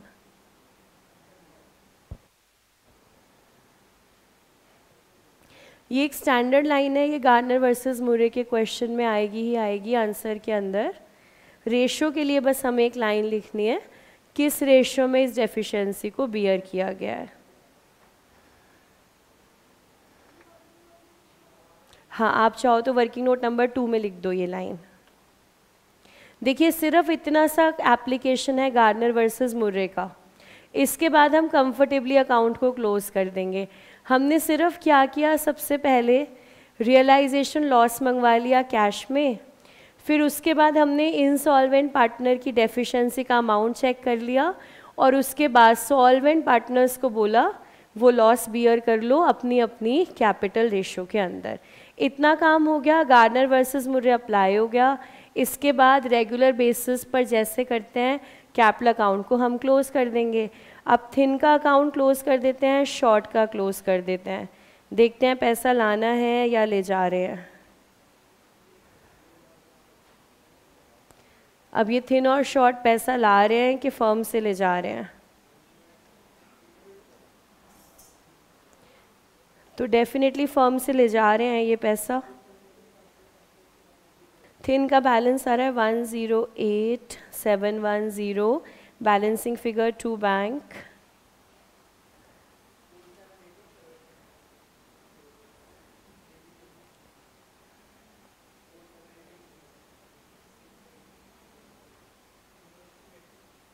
$60,682।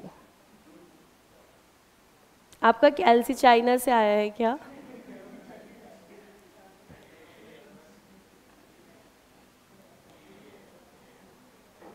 हाँ, या तो चाइना से आया होगा या रेड लाइट से, कहीं एक जगह से आया है। देखिए बहुत ही कंफर्टेबली गार्नर वर्सेस मुरे रूल को हमने अप्लाई कर दिया है। बिल्कुल भी इसमें घबराने वाली बात नहीं है, कंफर्टेबल एप्लीकेशन है। 3 ही हमारे स्टेप हैं, चौथा कोई स्टेप नहीं। पहले स्टेप में क्या करना था, रियलाइजेशन का लॉस कैश में मंगवाना था। दूसरे स्टेप में चेक करना है जो पार्टनर इंसॉल्वेंट है उसकी डेफिशिएंसी कितनी है, और तीसरे स्टेप में सॉल्वेंट पार्टनर्स को उसको बियर करवाना है, कौन सी रेशो में, कैपिटल रेशो में। बस ये 3 काम करते ही अकाउंट को क्लोज कर देंगे। फाइनल पेमेंट या तो पार्टनर को करनी होगी या पार्टनर से लेनी होगी। यहाँ पर हमें करनी है फाइनल पेमेंट पार्टनर को। अब हमारा वर्किंग नोट में बैंक अकाउंट बन रहा है, एक बार चेक कर लेते हैं बैंक टैली हो रहा है या नहीं।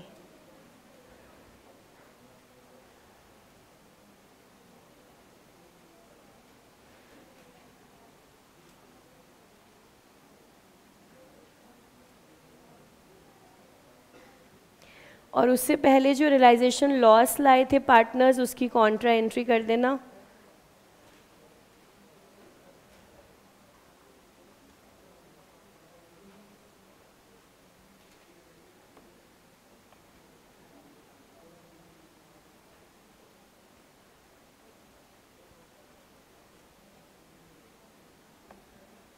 $302,872।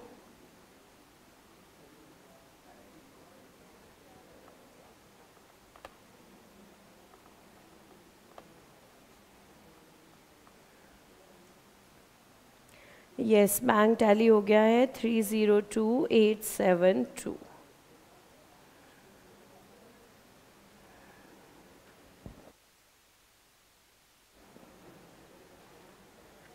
क्या इतना पार्ट क्लियर है? अच्छा, तो क्या सोच करके आप बता सकते हो कि मान लो इस क्वेश्चन में शॉर्ट का डेबिट बैलेंस होता कैपिटल अकाउंट में, मान लो इस क्वेश्चन में शॉर्ट का डेबिट बैलेंस होता, तो गार्डनर वर्सेस मुर्रे के केस में क्या क्या होता? देखो, पहला स्टेप कौन सा था? रियलाइजेशन का लॉस लाना है। क्या वो शॉर्ट लाता कि नहीं लाता? वो तो उसको लाना पड़ेगा, थिन और शॉर्ट दोनों को लाना पड़ेगा। सेकेंड स्टेप में हम डेफिशिएंसी निकालते 1608, वो भी सेम रहती। थर्ड स्टेप में लॉस बियर करवाते तो सिर्फ कौन करता? थिन बियर करता। मतलब थिन के अकाउंट में बैलेंस चला, मतलब अमाउंट चला जाता 1608 का। बाकी उसके बाद कुछ नहीं करना, 3 स्टेप हो गए, account close, balancing figure by cash या फिर टू कैश। लास्ट में चेक ज़रूर करना है, बैंक अकाउंट आपका टैली होना चाहिए, बिल्कुल बैलेंस शीट की तरह हमारे लिए एक इंडिकेशन रहता है। बैंक टैली हो गया मतलब हमारी पूरी अकाउंटिंग जो है वो करेक्ट चल रही है। हाँ जी, आपके डाउट? किसी के मन में कोई दुविधा? हाँ जी, बैंक दे दीजिएगा। मैम, वैसे बैंक ओवरड्राफ्ट की वैल्यू बैंक अकाउंट में बाय बैलेंस बीडी करके क्यों नहीं आया?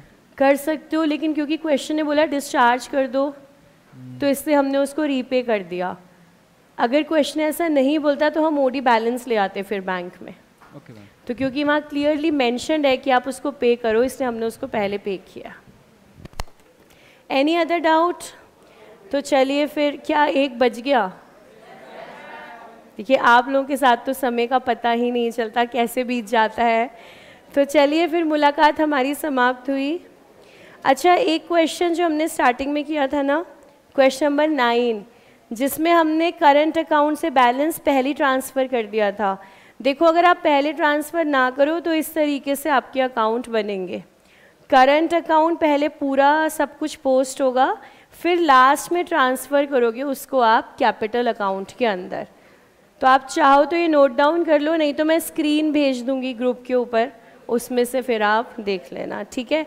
तो आज का आपका कोई होमवर्क नहीं है, जो क्वेश्चन क्लास में करे उसको दोबारा घर पे ट्राई करना, फिर मिलेंगे, ठीक है? अब आप आज़ाद हैं। Thank you so much and keep smiling.